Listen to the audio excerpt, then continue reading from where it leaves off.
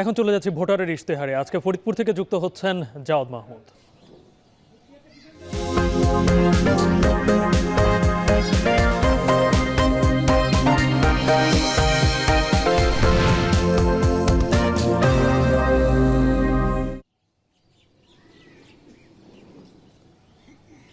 পল্লীকবি জসিমউদ্দিনের স্মৃতিবিজড়িত পাটের রাজধানী খ্যাত ফরিদপুর থেকে এখন টিভির বিশেষ আয়োজন ভোটারের ইশতেহার নিয়ে হাজির হয়েছে আমি জাওয়াদ মাহমুদ।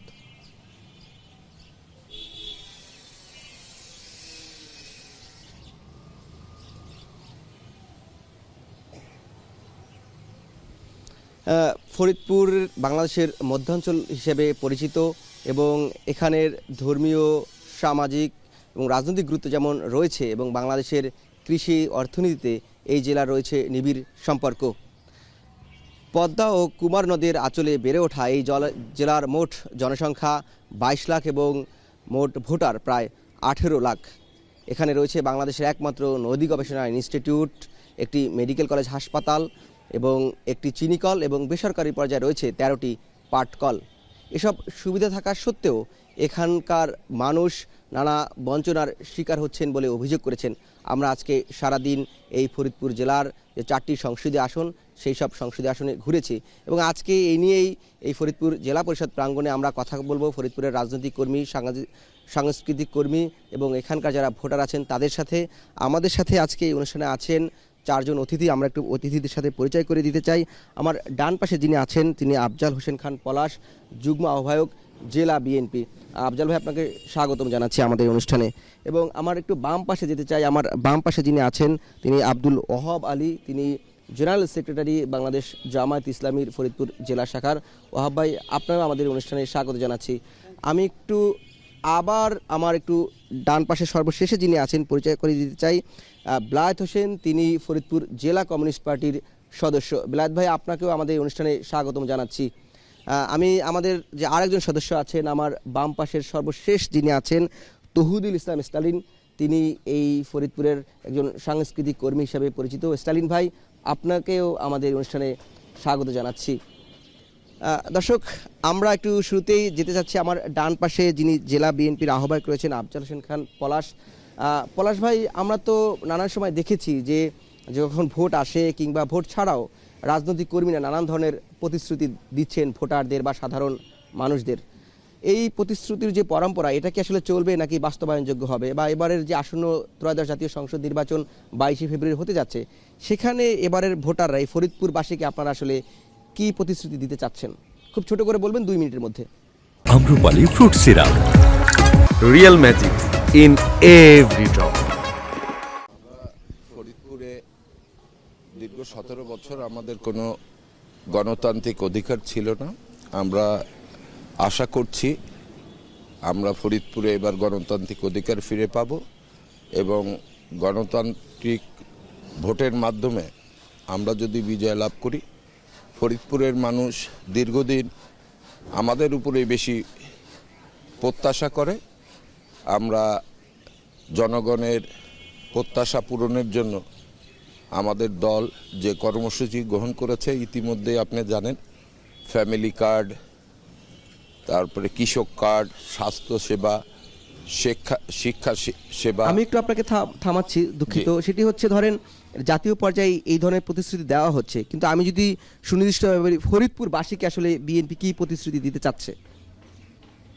আমরা ফরিদপুরে আমার দল এবং আমাদের ধানের শীষী প্রার্থী যে প্রতিশ্রুতি দিচ্ছেন যে ফরিদপুরে একটি বিশ্ববিদ্যালয়, কলেজ, ফরিদপুর বিভাগ এবং যোগাযোগ ব্যবস্থার আমূল পরিবর্তন করবেন এবং জনগণের যে মৌলিক অধিকারগুলো সেগুলো পূরণ করবে বলে আমি বিশ্বাস করি।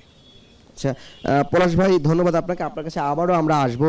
আমরা একটু এবার চলে যাচ্ছি যে আমার বাম পাশে আব্দুল ওহাব ভাই, তিনি সেক্রেটারি জেনারেল বাংলাদেশ জামায়াত ইসলামী ফরিদপুর জেলা শাখার। ওহাব ভাই, আপনার কাছে একটু জানতে চাইবো যে আপনি শুনছিলেন যে বিএনপির যিনি এখানের কর্মী তিনি কি প্রতিশ্রুতি দিতে যাচ্ছে, জামায়াত ইসলামী আসলে ফরিদপুরবাসীকে কি ধরনের প্রতিশ্রুতি দিতে যাচ্ছে? যেহেতু জামায়াত কিন্তু বিএনপির সাথে এতদিন ঐক্যবদ্ধভাবে তারা আন্দোলন করেছে বা তারা একই জোটে ছিল, যেহেতু আলাদাভাবে তারা নির্বাচন করছে, সেই জায়গা থেকে নতুন করে জামায়াত কি ধরনের প্রতিশ্রুতি এই ফরিদপুরবাসীকে দিতে চাচ্ছে একটু বলবেন? ধন্যবাদ। বাংলাদেশ জামাত ইসলামী বিএনপি একই সাথেই দীর্ঘদিন যাবৎ আন্দোলনের মাধ্যমে 17 বছরের ফ্যাসিস্ট সরকারকে পতনের ক্ষেত্রে গুরুত্বপূর্ণ ভূমিকা রেখেছে। আমরা প্রতিদ্বন্দ্বী হতে পারি, আমরা কারো প্রতিপক্ষ নয়, আমাদের সবার ভিতরে একটা সুন্দর সম্পর্ক আছে। বাংলাদেশ জামাত ইসলামী ফরিদপুরকে একটা পুরাতন জেলা হিসাবে এখানে একটা সুন্দর বিশ্ববিদ্যালয় তৈরি করতে চায়। ক্যাডেট কলেজ হিসাবে এখানে একটা ক্যাডেট কলেজ হওয়া দরকার, সে ব্যাপারে প্রতিশ্রুতিবদ্ধ। সাধারণ মানুষের যাতে 17 বছরের ভোটাধিকার নাই, সেটা যাতে ভোটাধিকার সুন্দর একটা পরিবেশে, সুন্দর লেভেল প্লেয়িং ফিল্ড তৈরির মাধ্যমে যেন একটা সুন্দর ভোটের পরিবেশ পেয়ে ভোটাধিকার পায়, এটা আমরা নিশ্চিত করার জন্য অঙ্গীকারবদ্ধ। এবং যদি আমাদের প্রার্থী জয় হয় তাহলে আমাদের বিশেষ করে কৃষি নির্ভর এই ফরিদপুরকে আমরা কৃষি উপকরণ সহ প্রয়োজনীয় যা দরকার আমরা সেই ক্ষেত্রে দিতে প্রতিশ্রুতিবদ্ধ। বিশেষ করে নদী ভাঙ্গন, এই ফরিদপুর নদী ভাঙ্গন রোধ এবং বালি দখল মুক্ত করার জন্য যা যা করা দরকার, চাঁদাবাজ মুক্ত, টেন্ডার মুক্ত একটা সুন্দর পরিবেশ এখানে আমরা তৈরি করব ইনশাল্লাহ। এছাড়া আমরা এই যে যাতায়াত ব্যবস্থা, বিশেষ করে ভাঙ্গা টু ফরিদপুর এই রাস্তাটাকে আমরা 4 লেন করার ক্ষেত্রে আমরা যে প্রতিশ্রুতি দিচ্ছি, যদি জনগণ আমাদেরকে ভোটাধিকার দিয়ে জয়যুক্ত করে তাহলে আমরা সর্বপ্রথম এই রাস্তাটাকে 4 লেনে উন্নতি করব। এবং জন আকাঙ্ক্ষার, বিশেষ করে ছাত্র জনতার জুলাইয়ের যে আকাঙ্ক্ষা নিয়ে এই স্বাধীন করলো দ্বিতীয় স্বাধীনতা, সেই স্বাধীনতার জন্য তাদের যে আকাঙ্ক্ষা, সেই আকাঙ্ক্ষা পূরণ করব ইনশাল্লাহ। ধন্যবাদ ওহাব আলী ভাই আপনাকে, আপনি জানাচ্ছিলেন আপনাদের প্রতিশ্রুতির কথা। আমি একটু আমার ডান পাশে ফিরে যেতে চাই। আমাদের সাথে আছেন বেলায়েত হোসেন ভাই, তিনি সদস্য বাংলাদেশ কমিউনিস্ট পার্টির।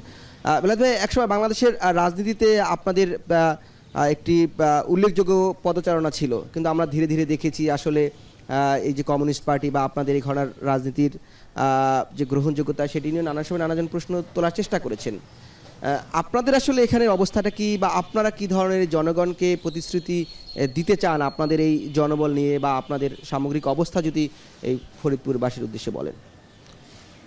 ধন্যবাদ এখন টেলিভিশনকে এই জনসম্মুখে মানুষের কথা শুনবার এবং বলবার অধিকার দেওয়ার জন্যে। আমি বলতে চাই হলো যে আমরা দীর্ঘ বছর, এই 17 বছর তো আমরা ভোট দেবার কোনো অধিকার পাইনি। মানুষ যে ভোট দেবার একটা অধিকার অর্জন করতে পারছে, সেই জায়গায় আমি সব মানুষকে সে অধিকার সংরক্ষণ করার জন্য সকল দল মত নির্বিশেষে সবাই অংশগ্রহণ চাই। আর যেটা মূলত আমাদের পার্টি, আমি বাংলাদেশের কমিউনিস্ট পার্টির ফরিদপুর জেলার জেলা কমিটির সদস্য।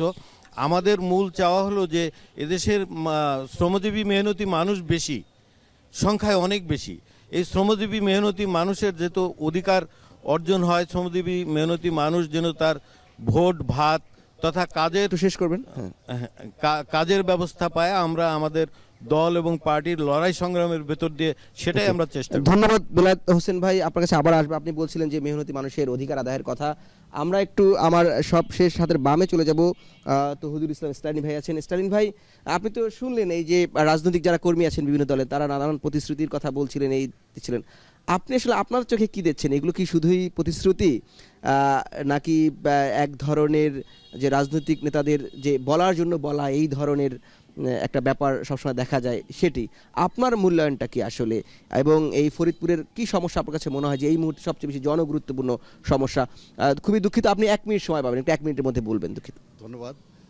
আসলে ফরিদপুরের সমস্যা তো প্রচুর। রাজনীতিবিদরা সবসময় জনগণকে আশ্বাস দেয় অনেক কিছুই করবেন, কিন্তু বাস্তবতা দেখা যায় না।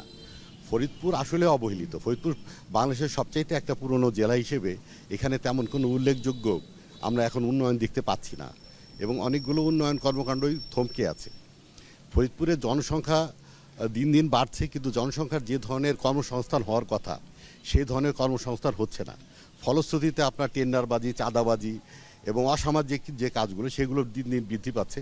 এবং আমরা মনে করি যে ফরিদপুরে কোনো চাঁদাবাজি থাকবে না, এটা চাই। আর মাদকের একটা ভয়াবহ বিস্তার দেখা যাচ্ছে ফরিদপুর শহরে, বিশেষ করে ফরিদপুরের প্রত্যন্ত অঞ্চলেও মাদকের ভয়াবহ বিস্তার আমরা লক্ষ্য করছি। এখন রাজনীতিবিদরা তো প্রতিশ্রুতি দিবেন, কিন্তু মূল গুড়াটাই হলো দেশে কর্মসংস্থানের সৃষ্টি করা। একজন কর্মক্ষম লোক সহজে কোনো অপরাধে জড়ায় না, কিন্তু রাজনীতিবিদরা যদি এই দিকটা খেয়াল করে যে হ্যাঁ, আমাদের ফরিদপুরে কোনো চাঁদাবাজি হবে না, কোনো টেন্ডারবাজি হবে না, সব কিছু আমরা সুন্দরভাবে পরিকল্পিতভাবে করব, এবং মাদকের বিস্তার রোধে আমরা সর্বোচ্চভাবে একত্রে কাজ করব। এইরকম আমরা আশা করি যে আমাদের রাজনীতিবিদদের এরকম প্রতিশ্রুতি দিবেন। সেই সাথে আমি চাই যে ফরিদপুরের সাংস্কৃতিক যে আন্দোলনটা আছে এটা অলমোস্ট আমরা ঠিকমতো করতে পারছি না, কারণ আমাদের কোনো ভালো হল রুম নাই, ফরিদপুরে কোনো ভালো অডিটোরিয়াম নাই। যে মান্দাতা আমলে 2-3টা অডিটোরিয়াম আছে, এগুলো আসলে খুব ভালো না অবস্থাটা। স্টালিন ভাই, আপনাকে ধন্যবাদ। স্টালিন ভাই বলছিলেন যে এই ফরিদপুরের এখানে মাদক সমস্যা রয়েছে, এখানে সাংস্কৃতিক যে বিকাশ, এই বিকাশের জন্য নানা প্রতিবন্ধকতা তৈরি করা হয়েছে এবং যারা রাজনৈতিক কর্মী রয়েছেন বিএনপি, জামায়াত এবং সিপিবির, তারাও বলছিলেন যে এখানে তারা নানান প্রতিশ্রুতি দিচ্ছিলেন ফরিদপুরে কীভাবে আধুনিক ফরিদপুরে রূপায়ণ করা যায়। আমরা এ নিয়ে তাদের সাথে আবারও ফিরে আসবো, কথা বলবো এবং আমাদের সাথে সাধারণ ভোটাররা রয়েছেন, ফরিদপুরবাসী রয়েছেন, তাদের সাথেও আমরা কথা বলবো, ফিরে আসবো। আমরা এই মুহূর্তে ছোট্ট একটি বিরতি নিচ্ছি, বিরতির পর আবারও ফিরে আসছি এখন টিভির বিশেষ আয়োজন ভোটারের ইশতেহার নিয়ে।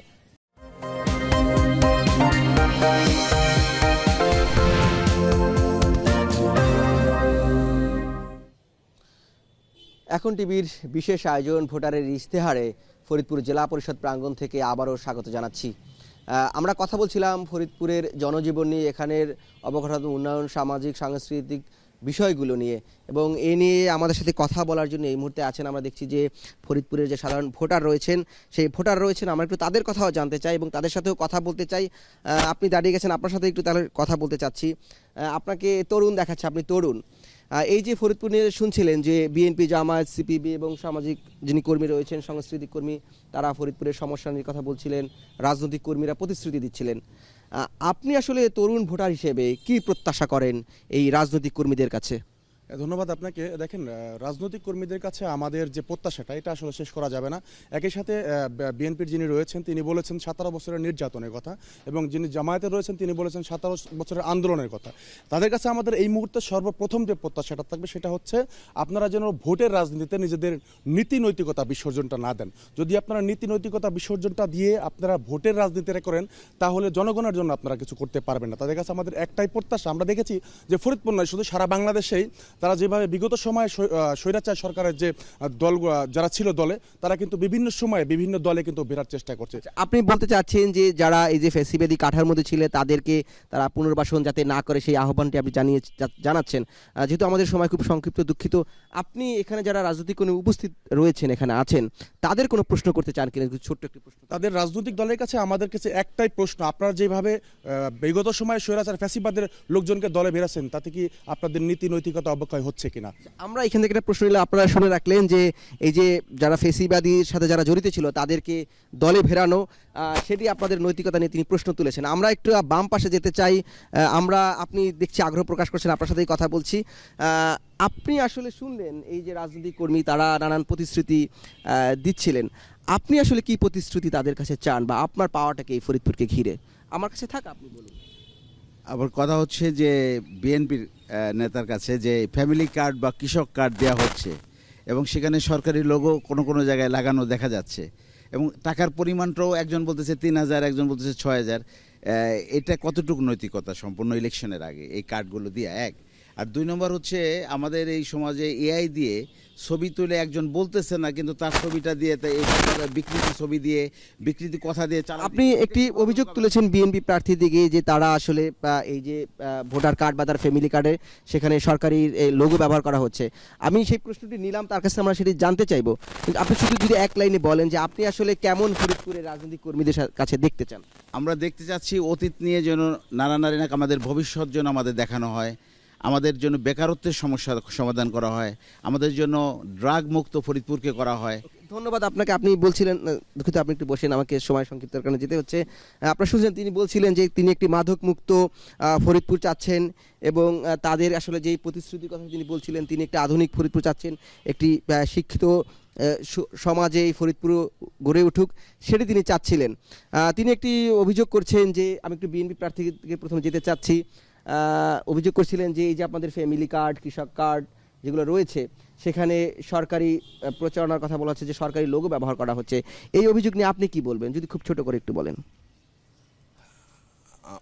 আমরা যে প্রস্তাবনা রেখেছি, আমাদের নেতা তারেক রহমান সাহেব, আপনার বিএনপি ভোটের মাধ্যমে নির্বাচিত হলে আমরা আগামী 5 বছর রাষ্ট্রের জন্য কি কি কর্মসূচি গ্রহণ করব, তার মধ্যে আমাদের ফ্যামিলি কার্ড, কৃষিকার্ড, ক্রিয়াকে ব্যবসা হিসাবে, শিক্ষা, তারপরে শিক্ষকদের মান উন্নয়নের জন্য যে কর্মসূচি রয়েছে সেগুলা কোনো সরকারি লোগো নাই।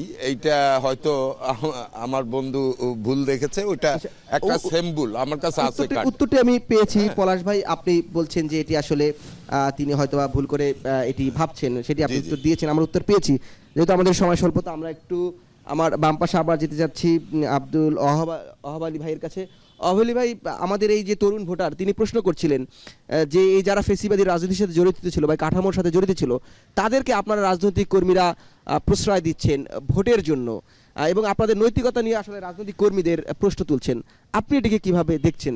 বাংলাদেশ জামাত ইসলামী ফ্যাসিস্টদের সাথে কোনো রকম সম্পর্ক রেখে কাজ করছে না, বরং আপনারা ইতিমধ্যে খোঁজ নিয়ে দেখবেন যে আমাদের অনেকেই আছে তাদের ভোটের রাজনীতির কারণে তাদের সাথে বিভিন্ন ধরনের মামলা, হামলা, ভয় দেখিয়ে তাদেরকে দলে ভিড়িয়ে তাদের ভোট নেওয়ার চিন্তা করছে। আমাদের একটা প্রমাণও কেউ দেখাইতে পারবে না তাদের সাথে আমরা এই ধরনের কাজের সাথে সম্পৃক্ত, বরং আমরা একটা ফ্যাসিস্ট মুক্ত সুন্দর বাংলাদেশ চাই। জুলাইয়ের আকাঙ্ক্ষা, ধন্যবাদ আপনাকে, একটু ভিত্তিতে একটা সুন্দর আধুনিক ফরিদপুর চাই। ভাই ধন্যবাদ, আপনার উত্তরটা আমরা পেয়েছি। আপনি বলছেন যে আপনার দল কোনো ফেসিবাদী কাঠামোকে আসলে পুনর্বাসন করছেন এবং আপনি আধুনিক ফরিদপুরের কথা বলছেন। আমরা একটু বেলায়েত ভাইয়ের কাছে চলে যাব। একটু বেলায়েত ভাই, আপনি বলবেন যে এই যে শুনছিলেন দুই পাশ থেকে এই প্রশ্ন আসছে, সেই জায়গা থেকে আসলে সিপিবির অবস্থানটা কি? সিপিবি আসলে যদি তারা সরকার কাঠামোতে আসে বা সেখানে সিপিবি কিভাবে এই বিষয়গুলো সমন্বয় করবে? আপনি 30 সেকেন্ড সময় পাবেন, 30 সেকেন্ডের মধ্যে বলবেন। বলছি যে আসলে সিপিবি করার বিষয় না, বিষয়টা হলো যে রাষ্ট্রে ব্যবস্থা ছাড়া কোনো অবস্থার তো পরিবর্তন করা সম্ভব না। রাষ্ট্রে যদি ভালো ব্যবস্থা করে তাহলে, যেমন আমি উদাহরণ হিসেবে বলি, আমি শ্রমজীবী মেহনতি মানুষের কথা বলছি, সেখানে মেহনতি মানুষের কাজের সন্ধানটা আগে বের করতে হবে। ভাই, আপনাকে থামাতে হচ্ছে, খুবই দুঃখিত। আপনি বলছিলেন যে আপনারা আসলে এই যে মেহনতি মানুষের কাজের কথা, তাদের কর্মসংস্থানের মধ্যে দিয়ে আসলে আপনারা পরিবর্তনটা করতে চান। আপনার উত্তরটা পেয়েছি। আমরা একটু আমার বামে তৌহিদ ভাইয়ের কাছে চলে যাব।